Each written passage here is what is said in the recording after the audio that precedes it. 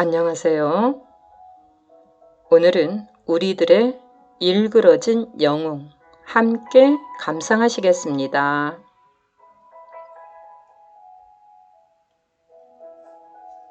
우리들의 일그러진 영웅은 소설가 이문열의 대표작으로 제11회 이상 문학상 수상작입니다.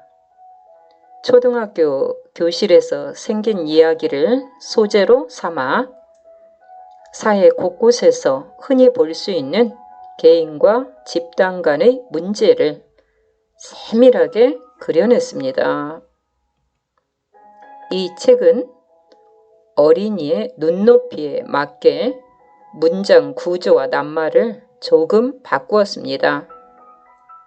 또한 한병태, 엄석태, 선생님, 그 밖의 친구들 등 인물 하나하나의 성격이 섬세한 일러스트로 표현되어 있으며 연필 선을 살린 일러스트는 작품의 회상적인 분위기를 더욱 살립니다. 더불어 평론가의 상세한 작품 해설을 붙여 이해를 도왔습니다. 한병태는 아버지의 좌천으로 서울의 명문 초등학교에서 작은 읍에 있는 학교로 전학을 가게 됩니다. 그 학교에는 급장인 엄석태가 담임 선생님의 비호를 받으며 아이들을 지배했고 반 아이들도 아무런 저항 없이 그의 말대로 행동했습니다. 이미 서울 학교에서 합리적인 사고 방식의 장점을 체험한 병태는 엄석대와 싸우지만 오히려 아이들에게 따돌림을 당하게 됩니다. 결국 병태는 석대 앞에서 무릎을 꿇습니다. 뿐만 아니라 엄석대의 왕국에서 권력의 단맛을 즐기며 그의 체제에 순응하며 살아갑니다.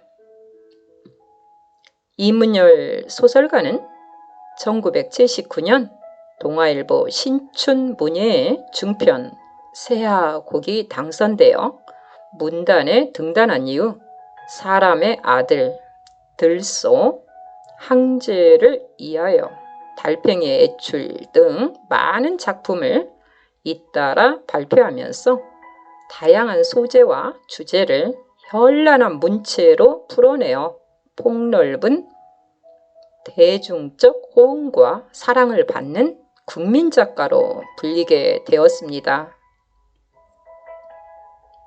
회고 형식을 통한 나레이터의 기술을 통해서 초등학교라는 공동체에서 벌어지는 사건을 다룬 우리들의 일그러진 영웅은 우리 사회의 왜곡된 의식구조와 권력 형태를 엄석대와 5학년 2반 그부들을 내세워 일종의 우화 수법으로 그려내고 있습니다. 이 작품은 우리나라뿐 아니라 프랑스, 일본, 스페인, 콜롬비아, 이탈리아에서도 번역 출간되었습니다.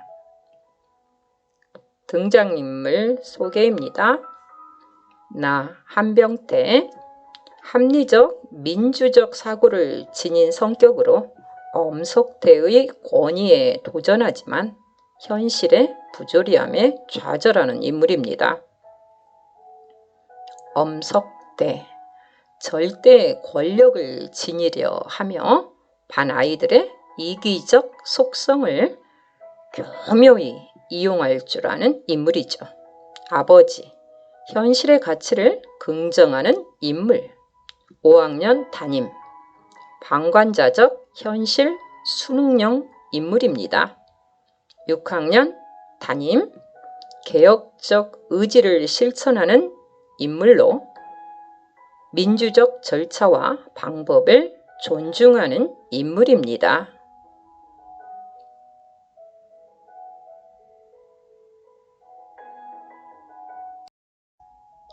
줄거리입니다. 서울에 있는 학교에 다니던 주인공 병태. 병태는 공무원인 아버지가 지방으로 발령을 받게 되어서 아버지를 따라 시골 마을로 오게 되었다. 병태는 가장 가까이 있던 Y국민학교에 가게 된다. 하지만 병태가 기대했던 서울 같은 웅장한 학교와는 달리 병태가 다니게 될 학교는 오래된 건물이었고 후줄근해 보이는 양복을 입은 담임 선생님은 병태를 반에 데리고 가서 전학생에 대한 소개를 대충 마치고 바로 수업에 들어갔다. 수업이 끝난 후 평범하게 아이들은 병태에게 어디에서 왔는지, 전에 있던 학교는 어땠는지 등 여러 가지 질문들을 하고 있었다.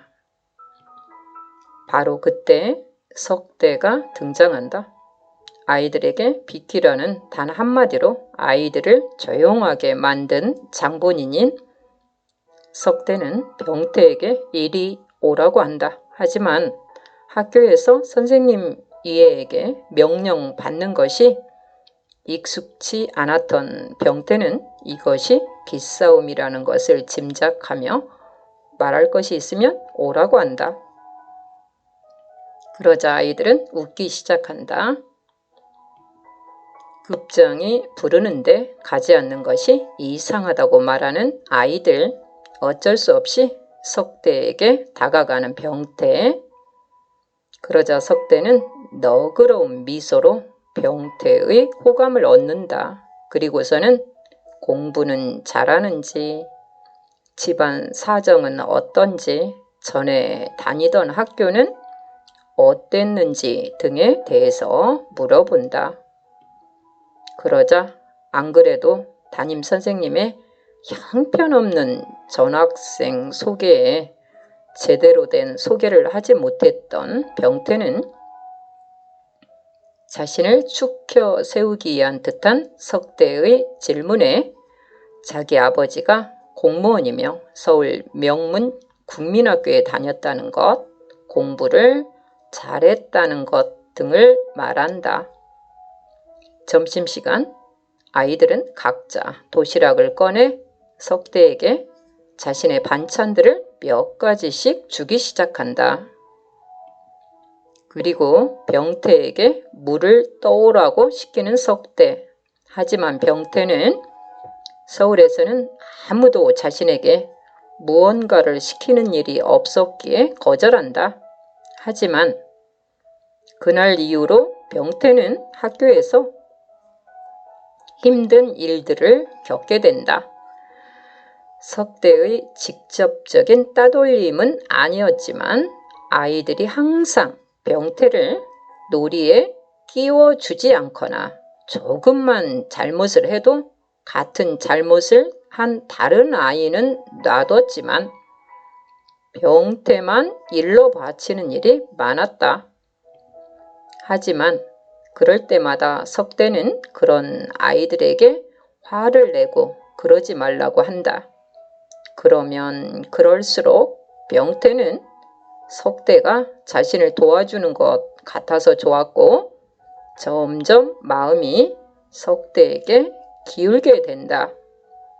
하지만 마지막 남은 자존심이 병태를 석대에게 항복하는 것을 막았고 아이들의 괴롭힘도 버텨 나가기 위해서 노력한다.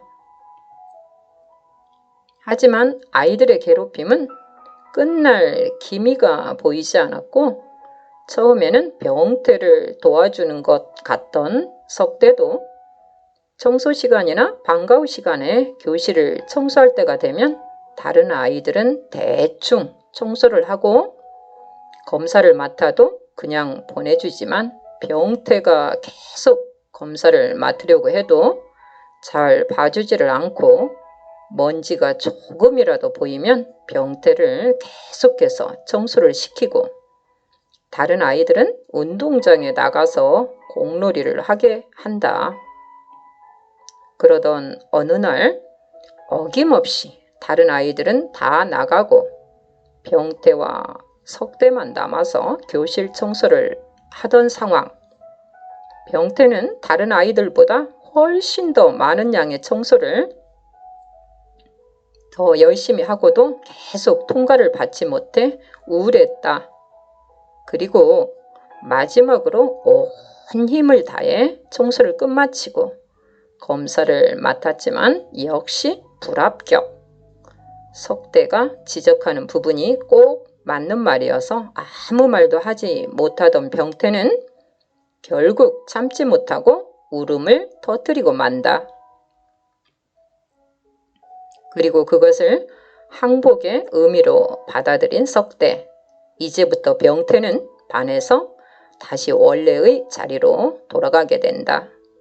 친구들과도 친해지고 가끔씩은 놀러도 나가고 그렇게 결국 자존심을 버리고 석대의 무리에 합류해 즐겁던 중 원래의 담임선생님이 은퇴를 하게 되시고 새로운 젊은 담임선생님이 들어오시게 된다. 그 선생님은 오자마자 학생들에게 이 학교에서 일어나는 따돌림이나 폭력 같은 일에 대해서 묻는다. 물론 아이들은 아무 말도 하지 않았다. 하지만 이미 무슨 일이 일어났는지 어떤 상황인지를 대충 파악하고 있던 선생님은 반장 선거가 있던 날 투표수가 61명 중 59표로 2명을 제외한 모든 표가 석대에게 간 사건으로 인해 석대를 의심하게 된다. 또한 시험 때 공부를 잘하는 아이와 시험지를 바꿔서 좋은 점수를 얻는 석대가 공부 시간에는 쉬운 문제도 풀지 못하자 그 의심은 커져만 갔다. 그리고 그에 따라 분위기도 바뀌어져 갔다. 전 담임선생님에게 완전한 신뢰를 얻어 선생님의 권한을 거의 받았다고 생각했던 석대는 담임선생님이 바뀌자 그 권력이 조금이나마 줄었고 반항하는 아이들도 조금씩 눈에 띄었다. 그리고 중간고사 시험 결과 발표날 석대는 모두 90, 100점대였지만 나머지 아이들은 전부 전교 10등 이하였다.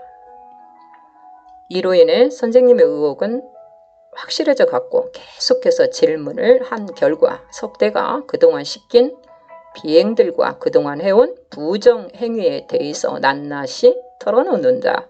그리고 석대에게 선생님이 매질을 한 결과 석대가 쌓아 올려서 감춰 놓았던 모든 것들이 한꺼번에 쏟아져 나왔다. 오랜 독재자에 대한 분노를 참고 참던 아이들이 기회가 생기자 마치 댐을 터뜨리듯이 하나하나씩 석대의 잘못을 일러 바치는 것, 그것은 마치 혁명 같았다. 그 이후 아이들은 계획을 세워 반장을 정하고 학급 일들을 하나하나씩 다시 고쳐가기 시작했다. 그리고 이 나 없이 니들끼리 잘 해봐라 라는 말 한마디와 함께 석대는 교실에서 뛰쳐나가고 다시는 보이지 않았다. 그렇게 이야기는 끝이 난다.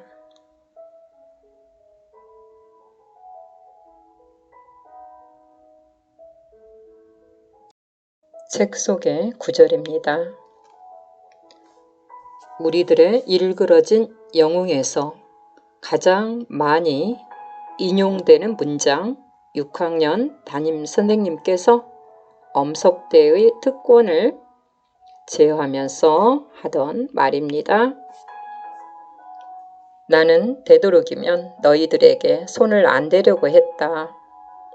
석대의 강압에 못 이겨 시험지를 바꿔준 것 자체는 용서할 수도 있었다. 그러나 그동안 너희들의 느낌이 어떠했는가를 듣게 되자 그냥 참을 수가 없었다.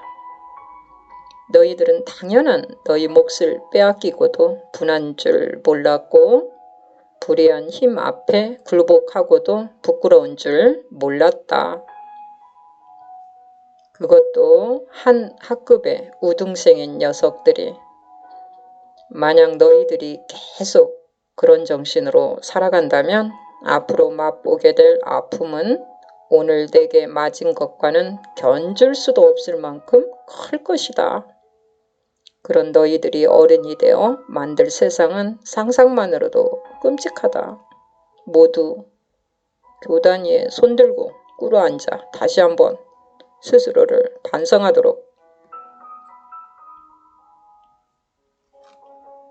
여유있고 공부도 잘했던 한병태가 사회에서는 일이 잘 안 풀려서 들어앉았을 때 세상을 보면서 생각한 부분입니다. 이 돈 저 돈 마구 끌어버린 보험사업의 대리점은 나를 두 칸 전세방에 들어앉은 실업자로 만들어버리는 것으로 끝났다. 실업자가 되어 한 발 물러서서 보니 세상이 한층 잘 보였다. 내가 갑자기 낯설고 이상한 곳으로 전학 온 듯한 느낌을 가지게 된 것은 그 무렵이었다. 그전 학교에서의 성적이나 거기서 빛났던 내 자랑들은 아무런 소용이 없고 그들만의 질서로 다스려지는 어떤 가혹한 왕국에 던져진 느낌이었다.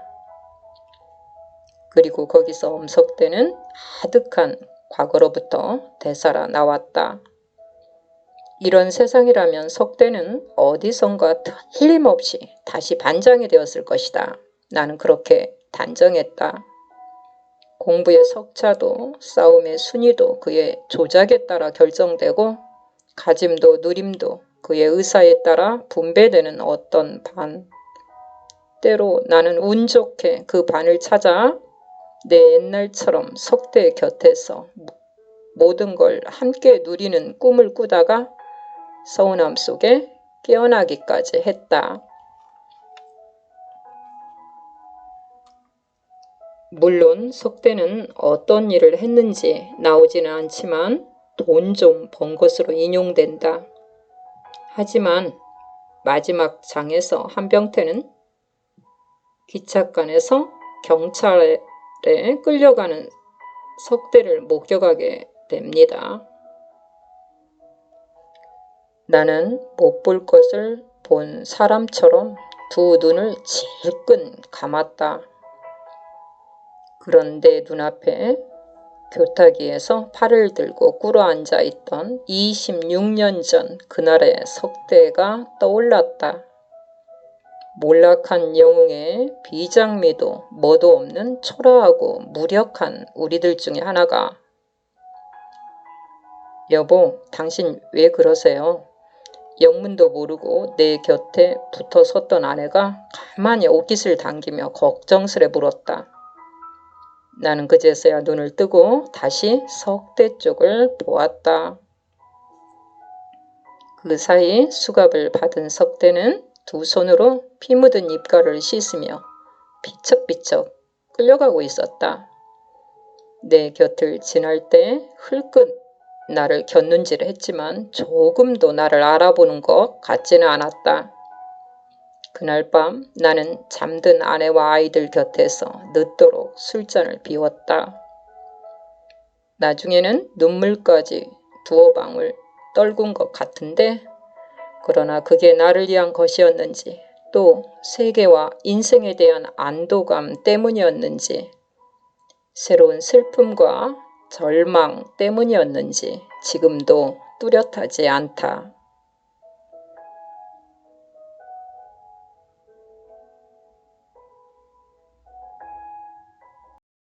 우리들의 일그러진 영웅 작품 해설입니다. 사람들이 모여 사는 사회에는 구성원들이 스스로 지켜야 할 규칙이 있다. 규칙은 그 사회를 유지하고 개개인의 안전한 삶을 위해 만든 제도이다. 사람들은 대체로 이 규칙을 자연스럽게 지켜나가지만 그렇지 않는 경우에는 강제적 제약을 받는다. 이 강제적 제약을 행사하는 힘을 권력이라 한다. 권력은 사회 구성원들의 뜻을 모아서 만들어진다. 그 대표적인 예가 선거제도이다. 그런데 만약 욕심 많은 개인이나 소수 집단이 부정하게 권력을 잡고 사람들의 자유로운 생각과 행동을 제약한다면 그 사회는 매우 위험한 상태에 처하게 될 것이다. 더구나 그 잘못을 바꾸고자 하는 올바른 의지를 권력을 이용하여 사회 전체의 이름으로 억압하고 삶을 잘못된 길로 이끈다면 문제는 더욱 심각해진다. 이문열의 우리들의 일그러진 영웅은 바로 이런 문제를 소설화한 것이다. 여기서 한 가지 특징은 이러한 주제를 좀 더 쉽게 전달하기에 초등학교 교실을 소설의 무대로 삼고 있다는 점이다. 이는 작가가 자신이 생각하고 있는 사상이나 주제를 의미 있고 알기 쉽게 독자에게 전달하고 독자로 하여금 좀 더 폭넓게 생각할 수 있는 기회를 마련하기에 택하게 된 방법이다. 즉 어려운 주제를 비유적으로 잘 드러내고 있다. 이제 이러한 방법이 소설 속에서 어떻게 구체적으로 형상화되었는지 살펴보기로 하자. 우리들의 일그러진 영웅은 1980년대 후반에 발표된 중편 소설이다. 작가 이문열은 사람의 아들, 젊은 날의 초상, 영웅시대, 황제를 위하여 등의 장편 소설과 금시조, 어둠의 그늘 등의 중단편집 그리고 최근엔 변경 12권을 집필하는 등 매우 활발하게 작품 활동을 하고 있다. 그는 인간 개인의 문제로부터 역사의 문제에 이르기까지 매우 다양한 관심을 갖고 있으며 특히 역사적 사건과 소재를 오늘날의 여러 가지 상황에 적절히 관련지어 소설로 형상화하는 능력이 매우 뛰어난 작가이다. 우리들의 일그러진 영웅 역시 가장 예민한 현실 문제, 즉 개인과 사회 사이의 불일치 그리고 여러 사람들의 생각이라는 전체 논리에 어떻게 한 개인이 철저히 복종하게 되는지를 잘 보여주고 있는 작품이다. 이 작품의 공간은 시골의 작은 초등학교이다. 그런데 계절이라든가 낮 혹은 밤이라든가 하는 시간의 배경은 정확하게 그려지지 않았다. 특정한 시간 공간의 배경이 이 소설을 읽어내는데 그다지 중요한 의미를 갖는 것은 아니기 때문이다. 소설은 서울에 살다가 아버지의 직장 문제로 시골로 전학 온 한병태라는 5학년 학생이 등장하면서 시작된다. 여기서 주의 깊게 보아야 할 점은 이 작품이 과거를 회상하는 형식으로 서술되고 있다는 사실이다. 정확히 말하면 주인공 한병태가 26년 전 자신의 초등학교 시절을 떠올려 보는 방법을 취하고 있다. 이 같은 형식을 갖게 된 이유는 대체로 두 가지로 설명할 수 있다. 첫째,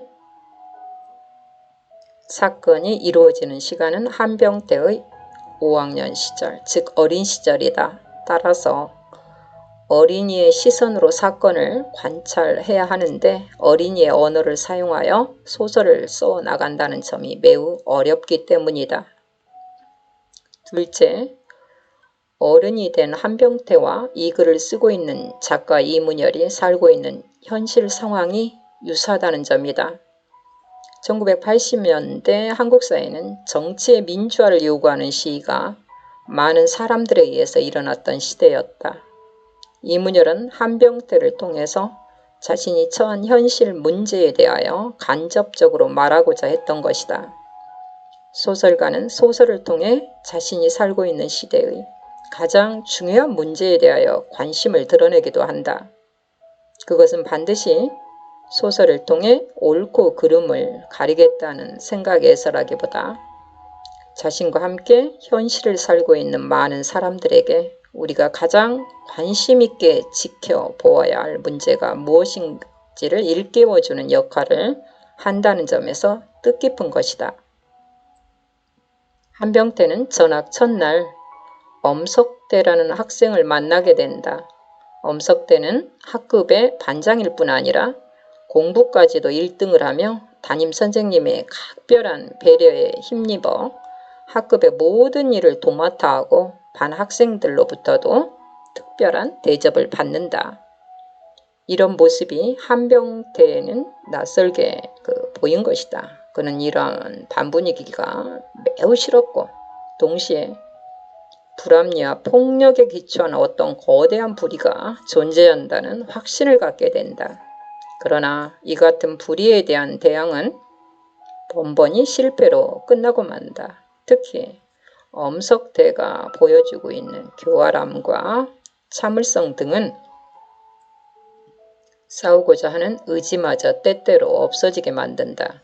하지만 한병태에게는 반란의 열정이 존재했고 여전히 엄석대를 중심으로 한 학급의 운영 방식은 바뀌어야 한다고 굳게 믿었던 것이다. 담임 선생님의 도움을 받을 수 있을 것이라는 생각에 이름을 쓰지 않고 엄석대의 잘못을 적어내기로 한 일도 실패로 돌아간다. 결국 그는 일러 바치기만 하는 의리 없는 학생으로 낙인 찍히고 친구들로부터 철저하게 따돌림을 당하게 된다. 주먹 싸움에서도 터무니없는 대접을 받으면서 병태는 엄석대의 힘을 인정하지 않을 수 없게 된다. 대청소를 위해 유리창을 닦는 일을 배정받은 병태에게 석대의 보복은 더욱 가혹하게 이루어지고 결국 병태는 석대의 막강한 권력 앞에 무릎을 꿇게 된다. 그날 이후 석대의 태도는 몰라보게 달라진다. 병태를 자신의 지휘 아래로 굴복시키면서 그에게도 일종의 특혜를 베풀기 시작한 것이다. 아이들의 태도도 역시 달라진다. 주먹 싸움의 순위도 다시 본래대로 돌아오고 심하게 떨어졌던 성적이 다시 오르기 시작했다. 그를 괴롭히던 친구들도 없어지고 오히려 석대는 병태를 자신의 편에서 철저히 보호해 주었다. 그런 혜택은 실상 병태 자신이 본래부터 가졌어야 마땅한 권리임에도 불구하고 석대에 대한 고마움은 비굴할 정도로 커졌던 것이다. 그러던 중 석대의 아성이 일시에 무너져버리는 사건이 발생한다. 바로 6학년이 되고 새로운 담임 선생님이 부임하면서 치렀던 시험에서 석대를 위해 학급의 우등생들이 돌아가며 답안지를 바꿔준다는 비밀이 폭로되면서 석대는 학교를 떠나게 되고 학급은 완전히 다른 분위기로 바뀌게 된다. 여기서 병태는 또 다른 어려움을 맞게 된다. 즉 엄석대의 비리를 보호하는 듯한 태도가 아이들로부터 심한 비난을 받게 된다는 것이다. 그러나 병태의 생각은 달랐다. 그는 나는 아무래도 느닷없는 그들의 정의감이 믿업지 않았다. 중략. 내 눈에는 그 애들이 석대가 쓰러진 걸 보고서야 덤벼들어 등을 밟아대는 교활하고도 비열한 변절자로 바뀌는 비치지 않았다. 라고 말하고 있다. 사람들이 대개 자신이 가졌던 생각이 옳다고 믿는다면 상황이 달라졌다고 해서 그 생각을 쉽게 버릴 수 없는 것이기 때문에 아이들의 이 같은 행동 변화를 병태는 받아들이기 어려웠던 것이다. 석대가 떠난 뒤 학급은 민주적인 분위기로 돌아서게 된다. 그런 일이 있고부터 26년이 지난 어느 날 한병태는 엄석대가 경찰에 붙잡혀가는 장면을 보게 된다. 이 소설은 전체라는 이름으로 가해지는 폭력 앞에 한 개인이 얼마나 철저하게 무너져 내릴 수 있는지, 그리고 그런 폭력은 개인의 잘못된 영웅주의로부터 출발하면서 동시에 그 집단을 이루고 있는 사람들에게도 중대한 책임이 있다는 점을 뚜렷하게 보여주고 있다. 도덕성을 잃은 집단이나 개인의 힘에 굴복하여 현실의 편안함과 쾌락을 추구하는 삶은 얼마나 거짓에 가득 찬 것인가를 다시 한번 확인하게 된다. 특히 올바르지 못한 세력에 의해 상식적인 판단이나 진실을 보는 눈마저 빼앗겨 버림으로써 그 세력권 안으로 굴복해가는 개인의 모습이 보이고 있다는 점이 특징으로 드러나고 있다. 거짓으로 꾸며진 생각에 의지할 수밖에 없는 삶은 비굴하며 더구나 올바르지 못하다는 사실을 잘 알면서도 현실의 이익 때문에 잘못된 생각을 받아들일 수밖에 없는 모순을 정확하게 표현해 주었다는 점 역시 돋보이고 있다.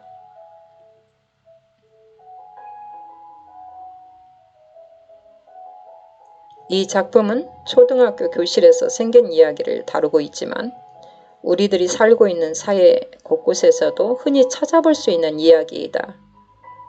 전체라는 이름으로 행해지는 폭력과 현실적인 이익을 위해 정의와 자유를 저버리는 개인들의 무책임성과 그에 따르는 마음의 갈등 등이 그것이다. 이 작품에서 드러난 주제가 우리들이 살고 있는 사회나 역사 혹은 집단이나 개인의 사상에 이르기까지 그 의미가 널리 적용될 수 있기 때문이다. 이런 점에서 우리들의 일그러진 영웅은 한국 사회의 모습을 떠올리게 한다.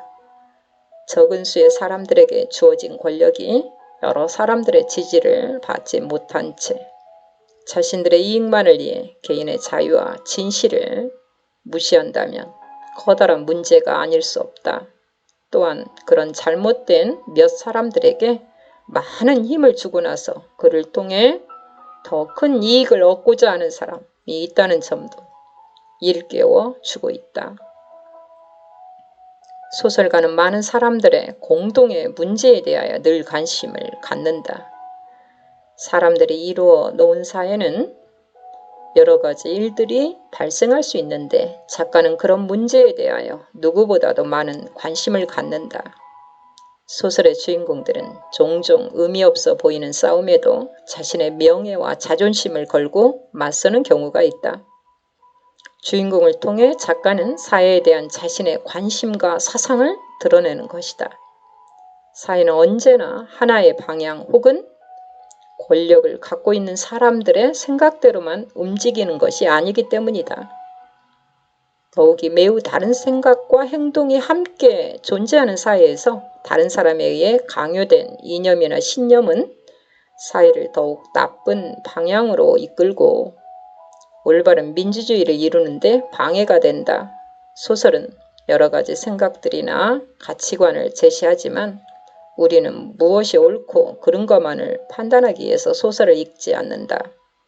오히려 그와 같은 판단에 이르는 과정을 중시하면서 사람들로 하여금 자신의 삶을 반성하게 하는 데 더 큰 의의를 둔다. 이는 성춘향은 옳고 변학도는 나쁘다라는 사실만을 확인하기에 춘향전을 읽지는 않는 것과 그 이치가 같다. 우리들의 일그러진 영웅은 우리나라의 특수한 시대 상황을 상징적으로 나타냈을 뿐 아니라 인간 사회에서 흔히 발생할 수 있는 일반적인 사고방식과 신념 그리고 권력이 가질 수 있는 문제에 대하여 흥미있게 그린 작품이다.